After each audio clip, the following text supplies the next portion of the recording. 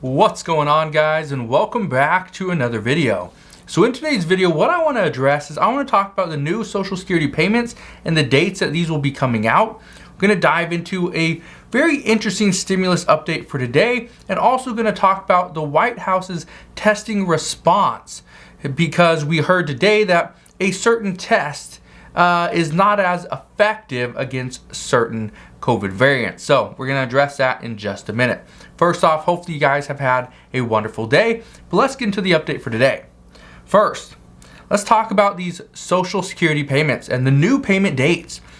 A lot of people have been asking, what was wrong with when we received our payments anyway? Why are we changing the dates?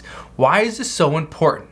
Well, the reason why the Social Security Administration is changing the dates is because they're attempting to improve their process. That is it. They want to improve their process, make things a little more streamlined, a little more simple. Because if you don't remember, there's a lot of worker shortages. We got a lot of this going on. So the SSA is just trying to make their process a little bit easier on them. And in doing so, they're going to make multiple changes throughout this entire year, and it's going to impact millions and millions of people. So just keep that in mind. But here's what we can expect as far as when your payments are going to go through. And just keep in mind, these payment dates, even though they're set, according to the Social Security Administration, they are saying if you don't receive your payments on this specific date, then wait 3 additional days after the payment date before you contact the Social Security office. So here's what I can tell you. And keep in mind, these payment dates will depend on your birthday. It doesn't matter about the month, it doesn't matter about the year, it's the day. So people with birthdays between the 1st and 10th of every single month, okay, you get paid on the 2nd Wednesday of each month. People with birthdays between the 11th and 20th, you get paid on the 3rd Wednesday of every single month. And people born between the 21st and the 31st, last day of the month, you get paid on the 4th Wednesday. Well, here's where things get a little bit trickier. Anybody that gets Social Security, if you get SSI, but you don't get Social Security benefits, you get paid on the 1st of each month. Okay, the 1st. But if the 1st falls on a weekend, so a Saturday or Sunday, which I believe it does twice this year, then you will actually get paid on the following Monday, which is going to be the first weekday of the new month. Okay, now, for those that get both SSI and Social Security, you get paid on the 3rd of each month. Not the 3rd Wednesday, the 3rd. Okay? If the 3rd falls on a Saturday or Sunday, which it does 2 times this year in 2022, then you get paid on the Friday before. Okay? The Friday before. So just keep that in mind.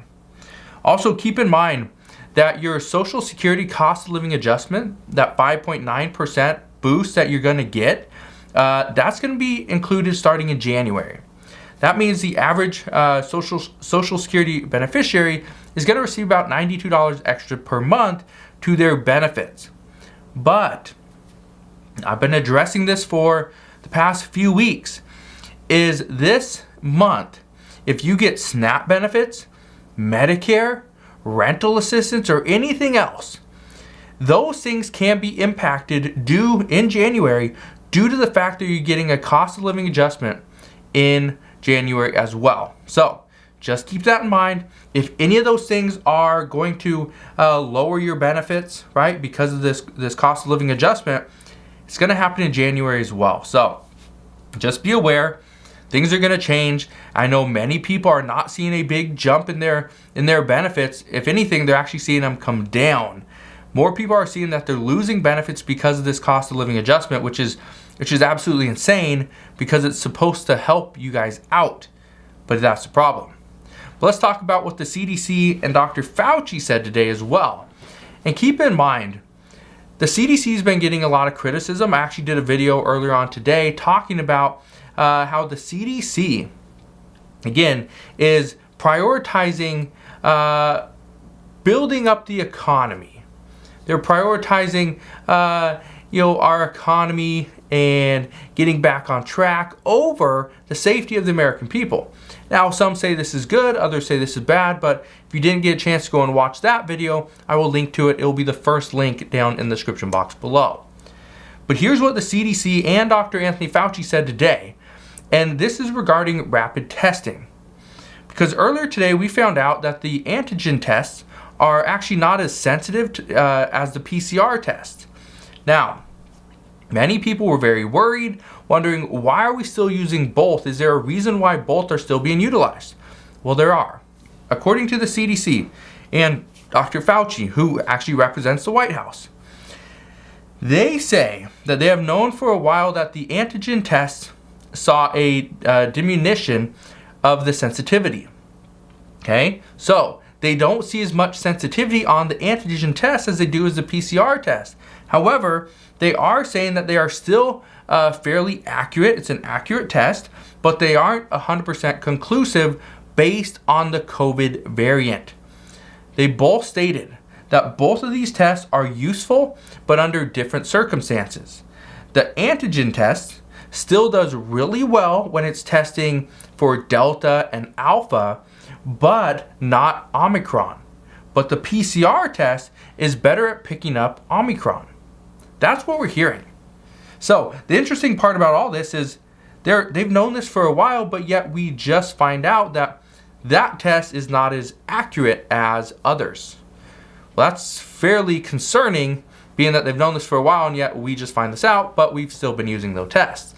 So who knows? Let's get into the stimulus update for today. This is fairly interesting. Now, the reason why I bring this up is because I've been talking about this for a little while. I've been mentioning that this is a very real possibility, but the reports today are actually saying that Democrats are planning to go after Senator Joe Manchin in order to get him to support whatever Build Back Better Act they put in front of him. But according to the reports, they're saying multiple Democrats feel that this is a losing battle and that it doesn't make any sense for them to try to do this. And because of this, they're actually saying that there's multiple lawmakers that say working with Republicans might be our best bet. So, according to multiple Republicans, they have stated that they would support another bill, but it would not be what's actually in the Build Back Better Act as of right now. So, what we could potentially see over the next month or so is lawmakers trying to put together a bill that is another bipartisan bill, which would be very difficult to do. And the reason it's going to be extremely difficult, number one, we are still worried about inflation. Number two, we have to deal with this Omicron variant. Number three, we got a lot of people that are still out of work. So, here's one of the problems with another bipartisan bill. This bill is likely going to have to be around or under $1 trillion, which Democrats started at $6 trillion with Senator Bernie Sanders. They dropped it to $3.5 trillion. Then they went down to 2 to 2.4, finally settled at 1.75. And now the expectation is it could get closer to 1. Well, we will not see much in this bill for climate change, and that's something that many progressives have said has to be included. Most likely, the one thing that will be included is pre-K. But it all depends on how the bill is paid for. How is pre-K going to be paid for?